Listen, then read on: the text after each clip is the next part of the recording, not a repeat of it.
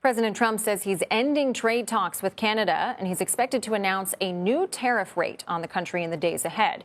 Now, Mr. Trump took to Truth Social to make the announcement, saying in part, quote, "We have just been informed that Canada, a very difficult country to trade with, including the fact they have charged our farmers as much as 400% tariffs for years on dairy products, has just announced that they are putting a digital services tax on our American technology companies, which is a direct and blatant attack on our country." He goes on to say, based on the egregious tax, we are hereby terminating all discussions on trade with Canada effective immediately. La guerra ilegal, absurda e injustificable que Donald Trump desató contra Irán, como era de esperarse, ha servido para distraernos de otras historias igual de ridículas dentro de la Casa Blanca. Claramente ese era el plan, pero hoy nos toca recordar una de esas joyitas que muchos habíamos olvidado: la guerra comercial. Esa guerra comercial que ha costado miles de millones de dólares. Y al parecer a Trump eso no le importaba hasta hoy, porque hoy alguien lo hizo quedar como un completo incompetente.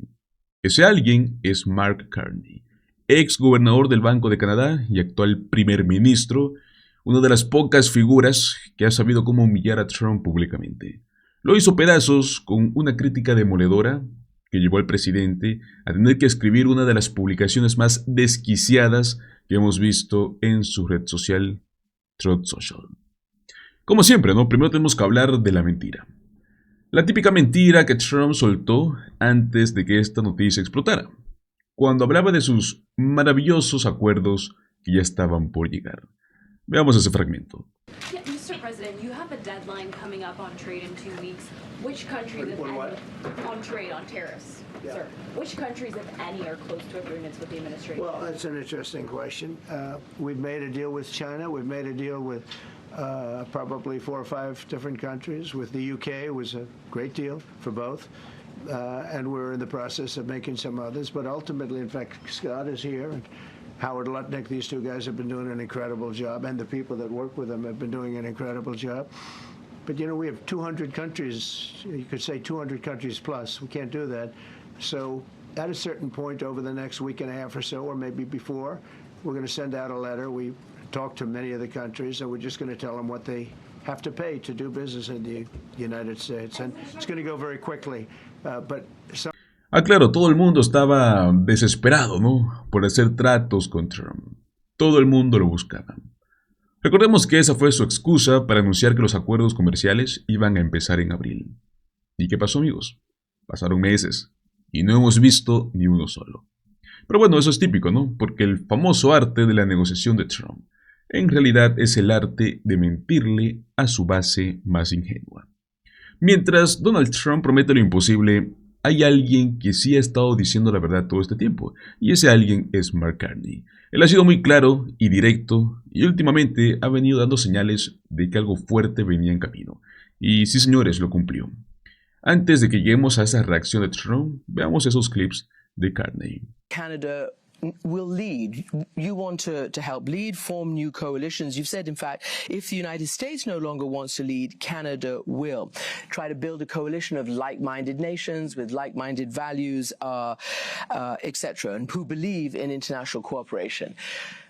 What does that look like? And is that something that will trigger President Trump into more anger? He's already got these tariffs, and he's already said, if you guys essentially try to gang up on me, you'll have to pay for it even more dearly. I think we have to look at this in the way we would like to lead, the way European Union would like to lead, a number of Asian countries as well, is in a positive respect.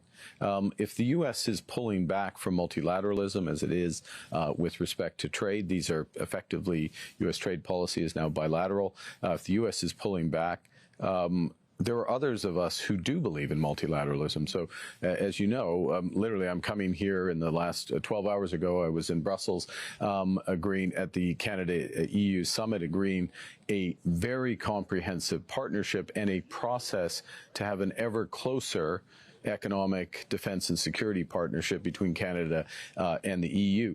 That is an example of to jurisdictions, in the case of the EU, that believe in multilateralism, believe in the rule of law, believe in fair and open trade, believe in defense cooperation. So that's an example of leadership, if you will, that's positive. It's not it's a reaction, if you will, to what's happening in the United States. But it's not a reaction against the United States. It's for something, not against. But President Trump tends to be A, transactional, and B, very personal. And sometimes he thinks, or maybe you know differently. Apparently, they say that you're the Trump whisperer of the leaders. I'm not and sure that you're about on that, texting, relations with him, and you're constantly talking. So is he still saying he wants to annex Canada? He's not. He's not. He admires Canada, I think it's fair to say, and maybe for a period of time coveted Canada. But you've put that to bed. Well, look, we're two sovereign nations who are discussing the future of our trade relationships, our defense partnership. Muchos están considerando al actual primer ministro canadiense como el susurrador de Trump. Pero no porque lo adore, ¿no? Sino porque sabe exactamente cómo manejarlo. No se deja intimidar, le plantó cara en la reunión de la Casa Blanca y lo dejó muy en claro. Canadá no está a la venta. No olvidemos cuando lo interrumpió públicamente, ¿no? En la rueda de prensa del G7, pues Carney ha dominado a Trump como muy pocos. Y ahora lo volvió a hacer. El berrinche de Trump lo dejó clarísimo. Esta es la publicación que escribió en Truth Social. Esto es un ataque directo contra nuestro país. Están copiando a la Unión Europea, que también está negociando con nosotros. Debido a estos ataques estamos cancelando todas las conversaciones comerciales con Canadá de forma inmediata. Anunciaremos las tarifas que deberán pagar para hacer negocios con Estados Unidos en los próximos 7 días. Interesante, ¿no? 7 días. Me sorprende que en esta ocasión no haya dicho 2 semanas, porque ya saben cómo le encanta. Pues bueno, Carney sabe lo que hace. Sin duda no va a rogarle a Trump que quite las tarifas, y al contrario va a pelear, porque sabe que a un matón no se le tiene piedad, se le enfrentan. Esa misma estrategia es la que está aplicando otro personaje que vamos a estar mencionando recientemente en el canal, porque ha estado haciendo un trabajo brillante enfrentando a Trump, mostrando cómo se debe comunicar una visión inspiradora para este país. Y bueno, hablamos de Zoran Mavani. Escuchamos lo que dijo hace poco en una excelente entrevista. Back with Zoran Mamdani, who is poised to win the Democratic primary for New York City over Andrew Cuomo for New York City mayor. Before we continue the conversation, I just want to play, because that's what this is, play more of Mamdani telling his story. So to quote the words of a famous New Yorker, allow me to reintroduce myself. I was born in Kampala, Uganda, in East Africa. I was given my middle name Kwame by my father, who named me after the first prime minister of Ghana. I moved to this city when I was 7. This is the city I fell in love with, the city where I got my citizenship. He's been in the New York Assembly for 4 years, and before that, he was an aspiring rapper under the name Mr. Cardamom. Listen.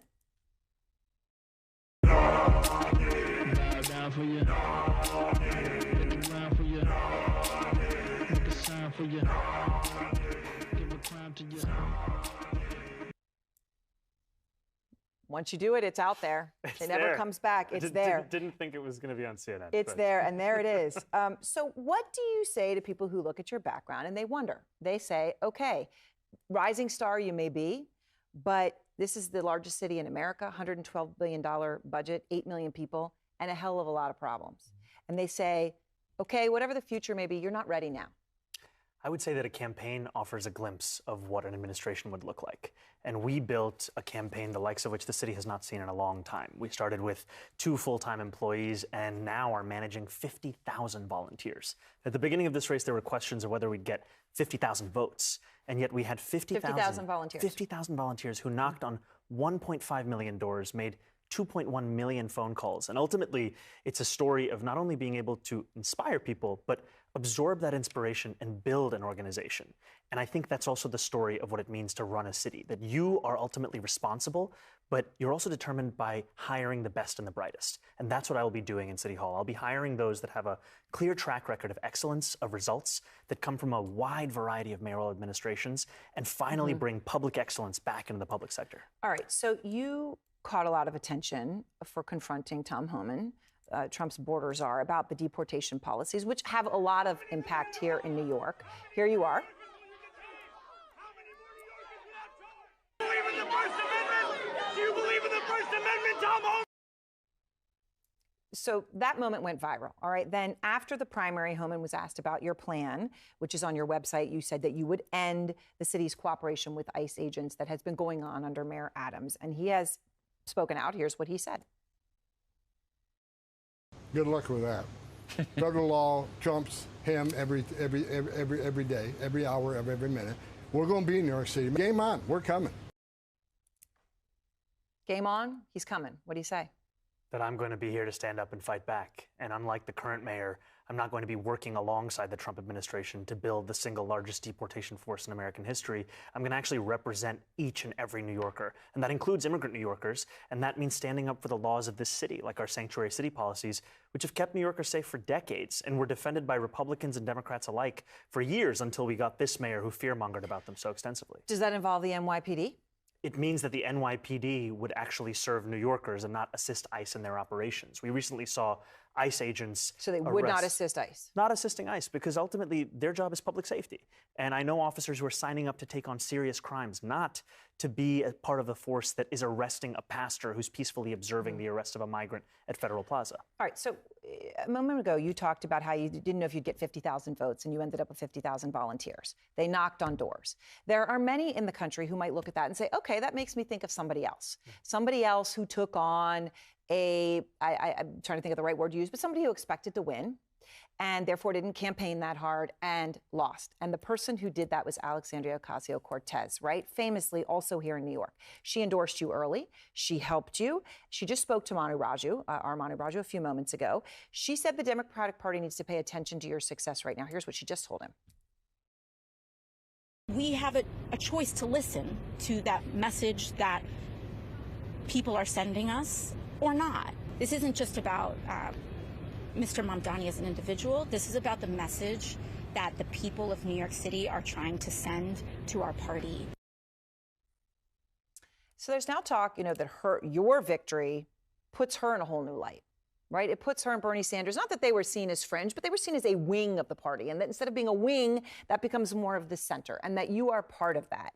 Do you see it that way? And do you see those who say, look, your victory propels her to a presidential run in 2028?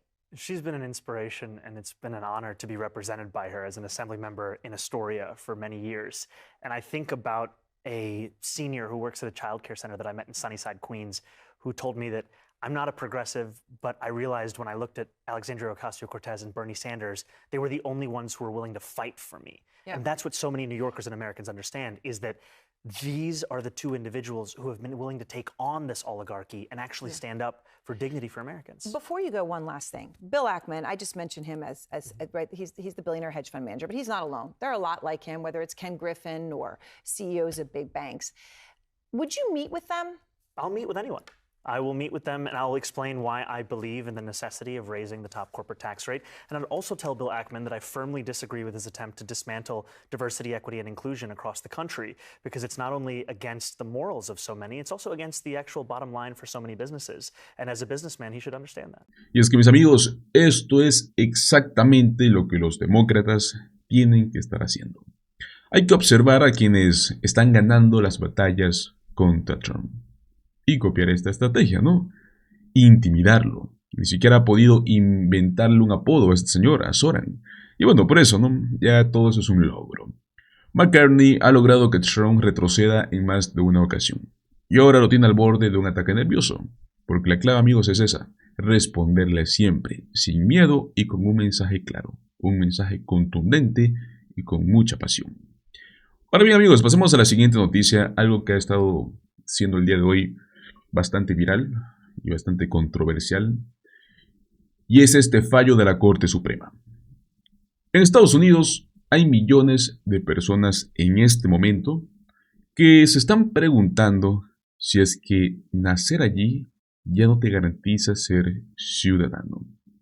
Todo esto se ha vuelto realidad tras una decisión de la Corte Suprema que está generando mucho caos, mucha confusión y está abriendo la puerta a ciertas interpretaciones peligrosas, por parte de Trump. Quiero que analicemos este fallo judicial, qué es lo que pasó, cómo es que Donald Trump lo quiere utilizar como bandera para poder ampliar su poder ejecutivo, y por qué esto podría afectar a millones de personas.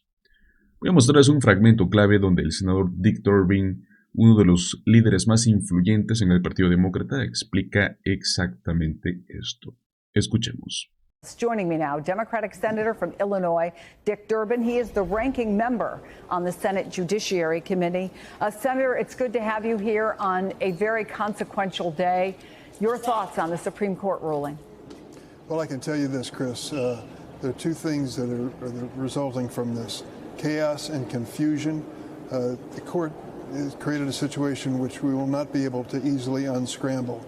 And secondly, they played right into the hands of Donald Trump.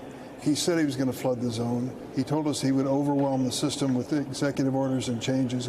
That's exactly what he was empowered to do by the Supreme Court decision.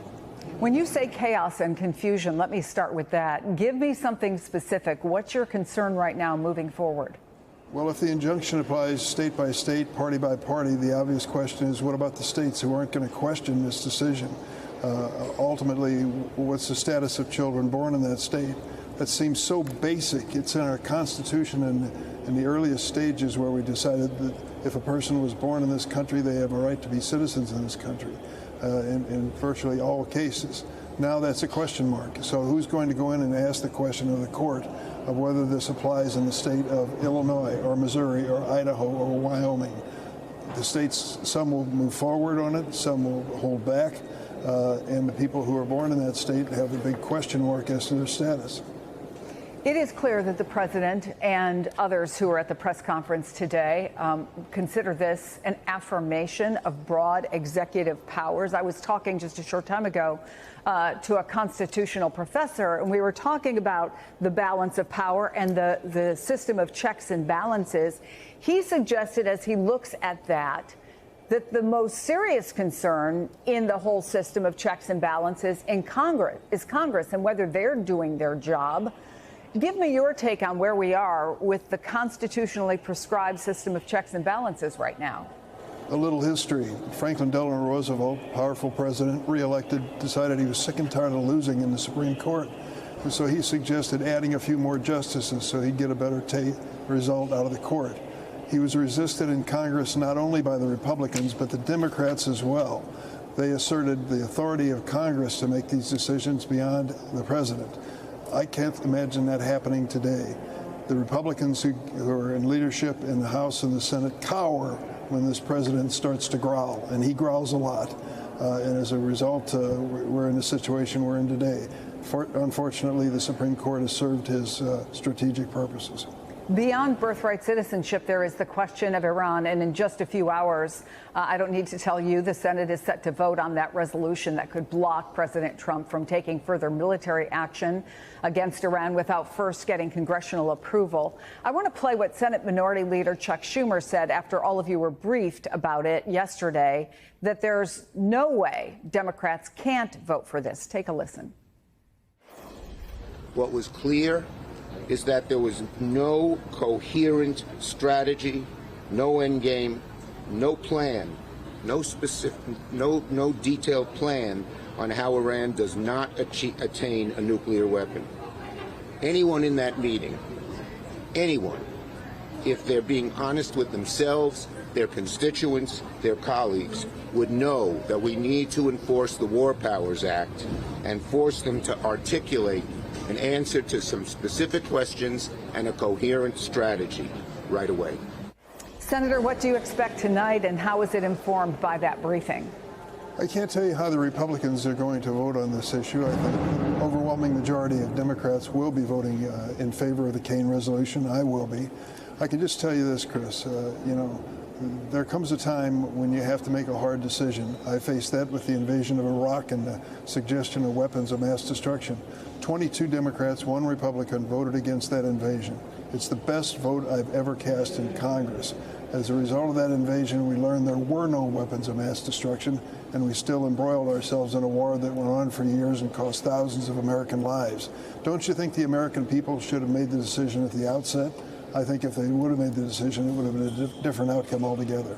Well, the polls certainly back you up that most Americans, at least the majority of Americans, were against that action. But the president at his press conference was just asked about Iran, and he actually went beyond saying just that the sites hit by the bombs were obliterated. He discounted concerns that Iran simply moved its operations elsewhere and is still a threat. Take a listen.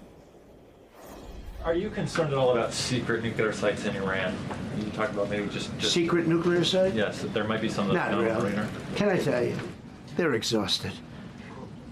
And Israel's exhausted too. And I dealt with both of them. And they both wanted it settled, both of them. And we did a great job, but they're exhausted. The last thing they're thinking about right now is nuclear. He says the net effect of the decision that he made is peace, that they are heading to a place where people will stop dying. You just got a classified briefing on this.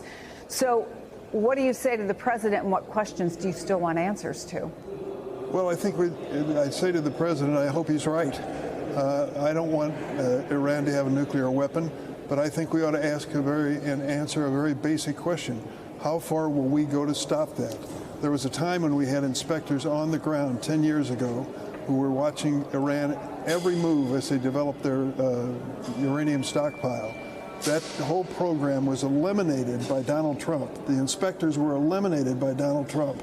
And now we're in the mess that we're in today. Ultimately, if we are going to have peace in that region of the world, we'll need inspectors again, international inspectors who are watching what happens. A return to the agreement under President Obama that worked so well. So that is a challenge that I would accept, but I will tell you this. The American people, if they're being asked to send their sons and daughters into combat, have a right to know what's going on and what the real reality is in the future. The White House senator is now planning to limit intelligence sharing with Congress after the leak of that preliminary Iran report. The president has pointed fingers at Democrats, and in fact, a suggestion is that it was a congressional Democrat who is the leaker. I wonder what the conversations are you are having among your colleagues. Do you think that the White House will do it, and can they? Well, they can decide what they're going to do in terms of intelligence information.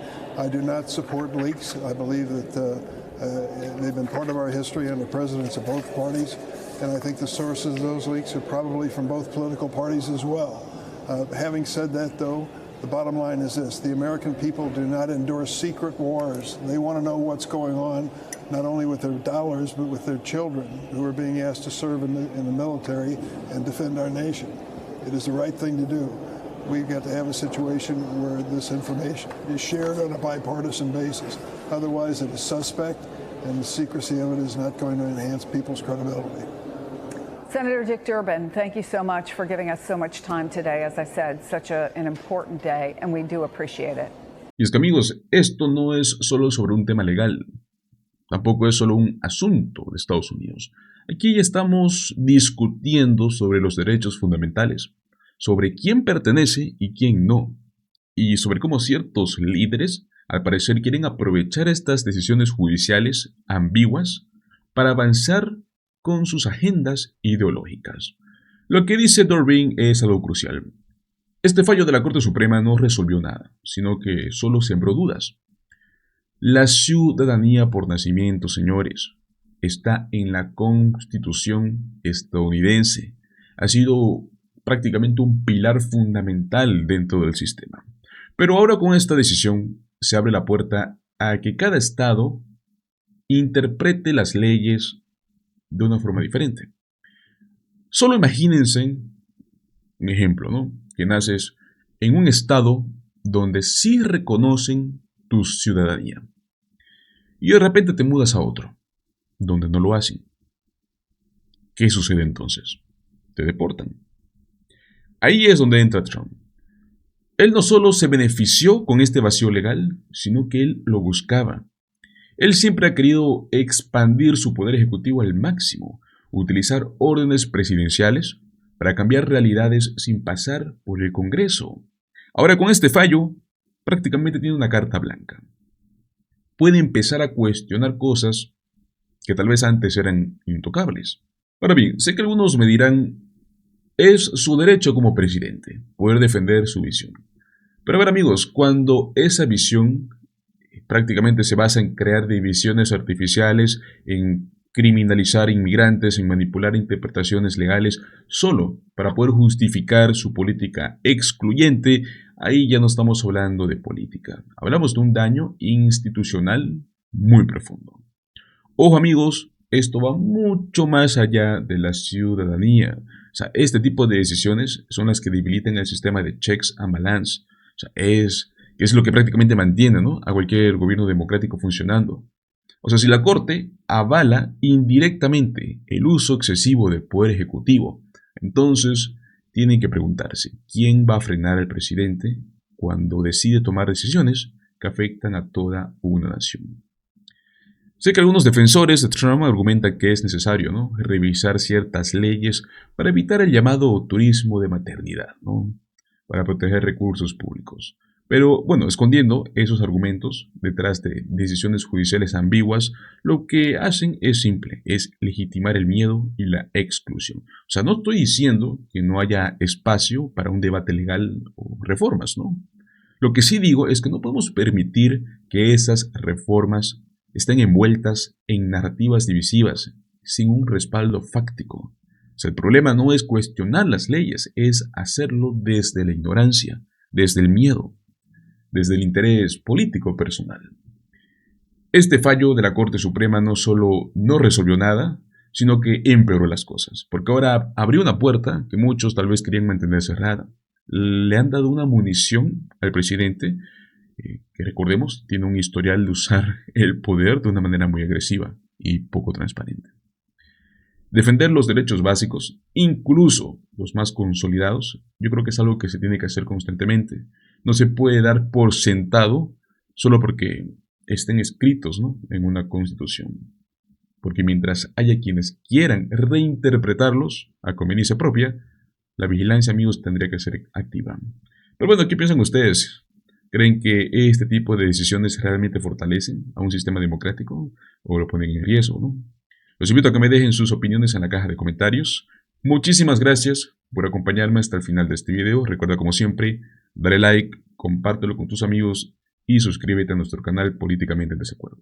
Nos vemos en el próximo video. Hasta luego.